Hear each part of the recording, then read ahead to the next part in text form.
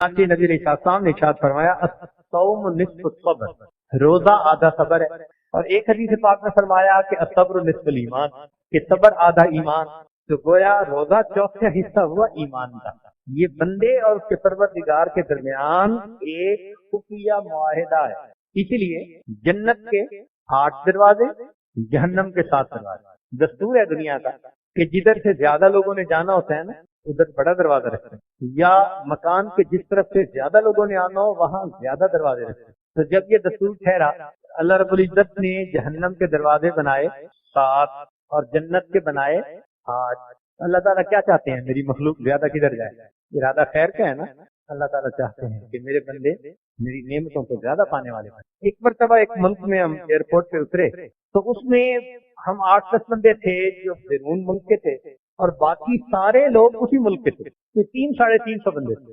جیسے ہم passport control پر پہنچے ہم نے دیکھا ایک دروازہ تھا، وہ بغیر پاسپورٹ دکھائے گزر رہے تھے۔ اس میں 5 منٹ کے اندر وہ 300 بندے گزر گئے اور ہم ابھی دروازوں پہ کھڑے تھے۔ میں نے اپنے ساتھی کو کہا آج مجھے ایک بات سمجھ میں آ گئی۔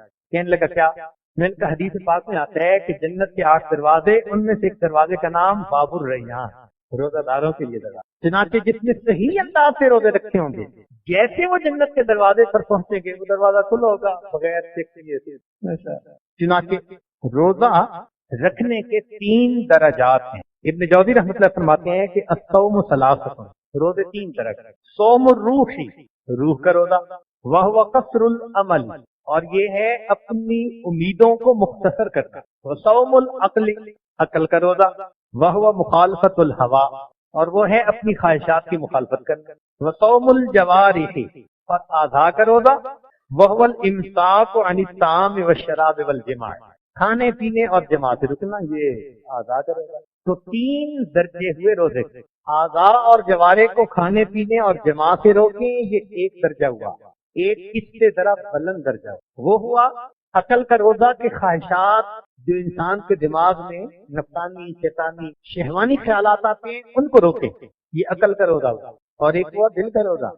دل کا روزہ کیا؟ کہ دل میں ماں سوا کی محبت نہ ہو، ایک اللہ کی محبت۔ تو گویا روزہ دار 3 طرح کے، کھانے پینے جماع سے رکنے والا وہی بھی روزہ دار، مگر اس نے ذرا کم درجے کا روزہ رکھا، جس نے اپنے آپ کو نفسانی، شیطانی وساوس خیالات سے بچایا اور اللہ کی یاد دل میں رکھی، یہ اس سے بہتر روزے والا۔ اور جس نے سحری سے لے کے افطاری تک اپنے دل کی توجہ اللہ کے سوا کسی غیر کی طرف ہونے ہی نہیں دی، فرمایا کہ یہ ہے سب سے اعلیٰ روزہ رکھنا۔ چنانچہ فرماتے ہیں فمن امسک عن المفطرات فنہایت صومہ اذا حجم اللیل، جس بندے نے اعضاء جوارے کا روزہ رکھا جب رات آ گئی اس کا روزہ ختم۔ ومن امسک عن الاغیار، اور جس نے ماں سوا کی محبت سے روزہ رکھا، مخلوق کی نفسانی، شیطانی، شہوانی محبت ان سے روزہ رکھا۔ ومن امسک عن الاغیار فنہایت صومہ ان یشہد الحق، اس کے روزے کا افطار اس وقت ہے جب اس کو اپنے رب کا دیدار نصیب ہوگا۔ وفی قولہ علیہ السلام، پھر دلیل پیش کرتے ہیں، فرماتے ہیں کہ نبی علیہ السلام کا یہ فرمان ہے صوموا لرؤیتہ وافطروا لرؤیتہ۔ عام معنی تو یہی ہے کہ بھئی چاند دیکھو روزہ رکھو، رمضان شروع کر دو، اور چاند دیکھو تو پھر عید کا دن شروع۔ وہ فرماتے ہیں نہیں، اس کا معنی اور بھی ہے۔ فرماتے ہیں صوموا لرؤیتہ، یہاں لام تعلیلیہ بنے گا علت کے لیے کہ روزہ رکھو اللہ کے دیدار کے لیے۔ لرؤیتہ کا معنی کیا بنے گا؟ اللہ کے دیدار کے لیے۔ وَأَفْطِرُوا لِرُؤْيَتِهِ، اس میں جو لام ہوگا یہ با کے معنی میں ہوگا کہ تم پھر افطار کرو گے لِرُؤْيَتِهِ، اللہ کے دیدار کے ساتھ۔ چنانچہ اصل روزہ تو یہ ہوا نا۔ چنانچہ جو انسان بھوکا رہتا ہے، روزہ رکھتا ہے، اللہ رب العزت کا دیدار اسے نصیب۔ تفسیر روح البیان میں یہ لکھا قال اللہ تعالیٰ فی مخاطبت عیسیٰ علیہ السلام تجوع ترانی، عیسیٰ علیہ السلام کو اللہ تعالیٰ نے فرمایا آپ اگر بھوکا رہیں گے تو آپ میرا دیدار حاصل کر سکتے۔ اس لیے نبی علیہ السلام نے ارشاد فرمایا للصائم فرحتان، روزہ دار کے لیے 2 خوشیاں ہوتی ہیں، فرحت عند الافطار، ایک خوشی تو وہ کہ جب افطاری کا وقت ہوتا ہے، وفرحت عند لقاء الرحمن، اور ایک خوشی وہ ہوگی جب رحمان سے ملاقات ہوگی۔ چنانچہ روح البیان میں ایک حدیث پاک کو نقل کیا گیا کہ نبی علیہ السلام نے ارشاد فرمایا من حافظ علی ثلاث فهو ولی اللہ حقا، جس نے تین چیزوں کی محافظت کی پکا اللہ کا ولی. ومن ضیعہن فہو عدو اللہ حقا، اور جس نے ان تین چیزوں کو ضائع کیا وہ اللہ کا پکا دشمن. فرماتے ہیں الصلاۃ، ایک نماز، دوسرا والصوم، اور تیسرا وغسل الجنابہ، غسل جنابہ. ان تین چیزوں کے بارے میں. اور اسی تفسیر روح البیان میں ہی ہے وفی بعض الخبر ان الجنان یشتقن الی اربعۃ نفر. فرماتے ہیں کہ جنتیں چار بندوں کی مشتاق ہوتی ہیں، ان کی ملاقات کا انتظار کرتی ہیں. کون سے چار بندے؟ صائم رمضان، رمضان کا روزہ رکھنے والا، وتالی القرآن، قرآن کی تلاوت کرنے والا، وحافظ اللسان، اپنی زبان کی حفاظت کرنے والا، ومطعم الجیران، اور اپنے پڑوسی کو کھانا کھلانے والا. ابن جوزی رحمۃ اللہ علیہ عجیب بات فرماتے ہیں کہ جس نے رمضان کا روزہ صحیح آداب کے ساتھ رکھا، من صام رمضان فی انصات وسکون وکف سمعہ وبصرہ ولسانہ ویدہ وجوارحہ عن الحرام والکذب والغیبۃ والاذی، جس نے روزہ اس طرح سے رکھا کہ اس نے اپنے اعضاء سے کوئی بھی گناہ نہ کیا. فرماتے ہیں کہ قیامت کا دن ہوگا، ایک طرف من اللہ تعالی یوم القیامہ، وہ قیامت کے دن اللہ تعالیٰ کے اتنا قریب ہوگا حتیٰ سمسا رکبتہ رکبت ابراہیم علیہ السلام، حتیٰ کہ اس کے یہ گھٹنے ابراہیم علیہ السلام کے گھٹنوں کے ساتھ آ کر ملیں گے.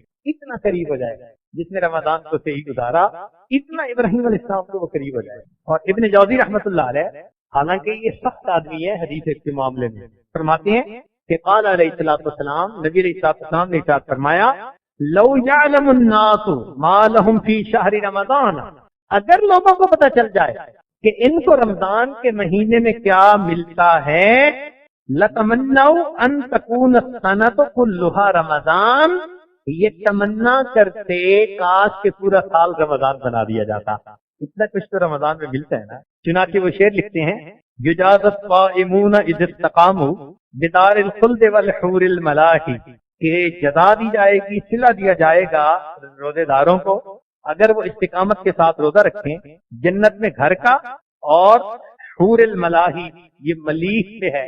جیسے نبی اسلام نے فرمایا کہ میرا بھائی یوسف صدیق تھے وَأَنَا ملیح، ہم کہتے ہیں جس کو نمکین چہرہ.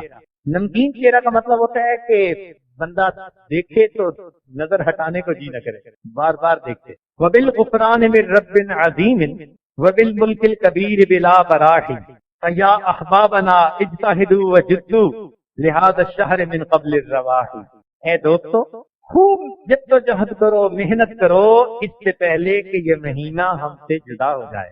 عسى الرحمن ان يمحو ذنوبی ویغفر ذلتی قبل اقتضاء، قریب ہے کہ رحمان ہمارے گناہوں کو معاف کر دے اور بخش دے ہماری لغزشوں کو اس سے پہلے کہ ہماری قیامت کے دن فضیحت ہو جائے. چنانچہ رمضان میں جس طرح نیکی کا درجہ بہت بڑھا دیا جاتا ہے، اس طرح رمضان میں گناہ کرنا اس کی سزا بھی بہت بڑی ہے. ابن جوزی رحمۃ اللہ فرماتے ہیں قال علیہ السلام من سرق فی رمضان، جس نے رمضان میں چوری کی، او زنا یا زنا کیا، او غصب یا غصب کیا، اور انتہک حرام یا حدود توڑ دی اللہ کی، او شرب خمرن یا شراب پی، او تعدى ظلما یا کسی پر ظلم کیا، لم يتقبل اللہ منہ طرفا ولا عدلا، اللہ تعالیٰ اس کے نہ فرض قبول کرے گا نہ نفل قبول کرے گا. وَلَعْنَهُ، اور اللہ اس پر لعنت فرماتے ہیں، هُوَ وَمَلَائِكَتُهُ، وہ اور اس کے ملائکہ، إِلَى مِثْلِهِ مِنَ الْحَوْلِ، اگلا رمضان آنے تک پورا سال اللہ کے فرشتے اس پر لعنت. اس لیے رمضان میں گناہ کرنا بہت زیادہ قبیح ہے. یہ مہینہ اللہ سے قرب حاصل کرے، اس مہینے میں بھی انسان اللہ سے غافل ہو تو پھر تو انسان بہت بڑی خیر سے محروم ہو. اس لیے ہمیں چاہیے کہ ہم رمضان کے اس مہینے کی اہمیت کو پہچانیں اور اپنے رب کو اس میں منانے کی پوری کوشش کریں. یہ روزے پہلوں پر بھی فرض کیے گئے تھے مگر نصارہ پر 30 روزے فرض تھے. وکیل کہا گیا ان النصارى فرض علیہم صیام شہر رمضان فی الانجیل، کہ ان پر انجیل میں رمضان کے مہینے کے روزے فرض کیے گئے تھے. فکانوا یصومون شہرا، وہ ایک مہینہ کے روزے رکھتے تھے. فمرض ملک من ملوکہم، ان کے بادشاہوں میں سے ایک بادشاہ بیمار ہو گیا. فجعل علیہم ان افاقا ان یزیدوا فیہ عشرۃ ایام، کہنے لگے اگر اس کو صحت ہو گئی تو ہم 10 سے 9 روزے رکھیں گے، 30 کے 40 بنا دیے۔ اب سوال یہ پیدا ہوتا ہے کہ رمضان کے 30 روزے آخر کیوں رکھے گئے؟ تو فرماتے ہیں کہ فإن قیل لما فرض رمضان 30 یوما، رمضان کے 30 روزے کیوں فرض کیے گئے؟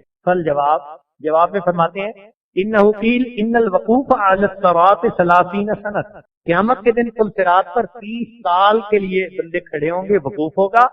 فَإِذَا صُمْتَ 30 يَوْمًا أَعَانَكَ اللَّهُ فِي الْمَوْتِ بِالْعَافِيَةِ وَالسَّلَامِ، تو 30 دنوں کے بدلے اللہ 30 سال کا وہ جو وقوف پل صراط پر ہوگا اس کو آسانی کے ساتھ گزارا۔ فرماتے ہیں مثل هذا الشهر كمثل رسول ارسله سلطان الى قوم، اس مہینے کی مثال ایسی ہے جیسے ایک بادشاہ اپنا نمائندہ کسی قوم کی طرف بھیجے، اگر وہ قوم اس نمائندے کا احترام کرے، اس کی بات مانے، تو نمائندہ جب آ کر رپورٹ دیتا ہے تو بادشاہ کو وہ قوم اچھی لگتی ہے، خوشی ہوتی ہے۔ اور اگر وہ غلط رپورٹ دے کہ جی ان لوگوں نے میری بے اکرامی کی، توجہ ہی نہیں کی، بات ہی نہیں سنی، تو بادشاہ کو پھر غصہ آتا ہے اس کے اوپر۔ اسی طرح رمضان کا مہینہ جس نے اچھے انداز سے رمضان گزارا، قیامت کے دن رمضان اس کی شفاعت کرے گا۔ کیا مطلب کہ جب رمضان اپنی رپورٹ پیش کرے گا تو اس کی رپورٹ کو سن کر اللہ رب العزت اس بندے سے محبت فرمائے، اور جو کہے گا کہ اس کو تو فرق ہی کوئی نہیں پڑا تھا، اس کا تو معمول وہی تھا جو پہلے تھا، پرواہی نہیں تھی اس کو، تو پھر اللہ رب العزت کو اس سے ناراضگی ہوگی۔ چنانچہ یہ مہینہ علوم و معارف کے حصول کا بھی ذریعہ بنتا ہے، اس لیے کہ بندے کا پیٹ کافی وقت خالی رہتا ہے۔ یہ جو بھوک ہے نا، اس کے فوائد بھی بہت ہیں۔ تصوف و سلوک میں تو جتنی منازل ہیں ان کے طے ہونے میں اس بھوک کو بنیادی درجہ حاصل ہے، اسی لیے قلت طعام مستقل ایک پوائنٹ ہے۔ بلکہ یحییٰ بن معاذ رحمۃ اللہ علیہ فرمایا کرتے تھے کہ لو کان الجوع یباع فی السوق، اگر بھوک بازار کے اندر بک رہی ہوتی، لکان المرید محقوقا اذا دخل السوق ان لا یشتری شیئا غیرہ، تو مرید طالب کو چاہیے تھا کہ اگر وہ بازار میں داخل ہوتا تو بھوک کے سوا کوئی چیز نہ خریدتا۔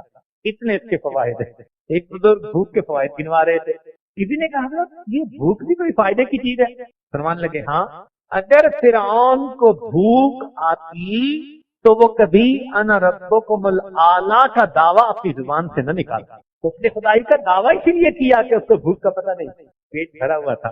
اس لیے تاتار خانیہ میں حاشیے پر لکھا ہے کہ جو بہت پیٹ کو بھر کے رکھتا ہے نا بندہ، اس پر کسی کی نصیحت کا اثر نہیں ہوتا، اس پر کسی کی نصیحت کا اثر نہیں ہوتا، اور اگر وہ کسی کو نصیحت کر دے تو اس کی نصیحت کا دوسرے پہ اثر نہیں ہوتا۔ تو اس مہینے میں چونکہ مومن روزہ رکھتا ہے، اس لیے حدیث پاک کے مطابق پانی میں مچھلیاں، ہوا میں پرندے، بلوں میں چونٹیاں، سب اس کے لیے مغفرت اور بخشش کی دعائیں کرتے ہیں۔ فرماتے ہیں قیل الشہور الاثنا عشر کمثل اولاد یعقوب علیہ السلام، مہینے 12 ہیں، جیسے یعقوب علیہ السلام کے 12 بیٹے تھے۔ حضرت یوسف علیہ السلام نے خواب دیکھا تھا نا، انی رأیت 11 کوكبا، تو 11 کوكب ہو گئے اور 12ویں یہ خود ہو گئے، تو 12 بیٹے ہوں گے۔ تو فرماتے ہیں کہ شہر کے پورے سال کے مہینے بھی 12 ہوتے ہیں۔ اب جس طرح یوسف علیہ السلام کی وجہ سے اللہ تعالیٰ نے ان کے 11 بھائیوں کی توبہ کو قبول کر لیا تھا، جو مہینہ رمضان کو اچھا گزارے گا اللہ اس کے بدلے 11 مہینوں کے گناہوں کو بھی جلدی معاف کرے۔ چنانچہ ابو امامہ رضی اللہ تعالیٰ نے روایت فرماتے ہیں قلت یا رسول اللہ صلی اللہ علیہ وسلم مرنی بعمل، ابو امامہ رضی اللہ عنہ فرماتے ہیں میں نے کہا یا رسول اللہ صلی اللہ علیہ وسلم مجھے کسی کام کا حکم فرمائیے۔ فرمایا علیہ کا بالصوم، روزے رکھا کرو، فإنہ لا عدل لہ، اس لیے کہ اس کے برابر کوئی دوسری چیز نہیں۔ قلت یا رسول اللہ، میں نے کہا اے اللہ کے پیارے حبیب صلی اللہ علیہ وسلم مرنی بعمل، اور کوئی عمل بتائیے۔ قال علیہ کا بالصوم، فرمایا روزہ رکھو، فإنہ لا عدل لہ، اس کا کوئی برابر ہی نہیں ہے۔ فرماتے ہیں تیسری مرتبہ میں نے کہا یا رسول اللہ صلی اللہ علیہ وسلم مرنی بعمل، مجھے کسی کام کا حکم فرمائیے۔ تیسری مرتبہ نبی اسلام نے فرمایا علیک بالصوم فإنہ لا مثل لہ، کہ تم روزے رکھو کہ روزے کا مثل کوئی ہے ہی نہ عمل۔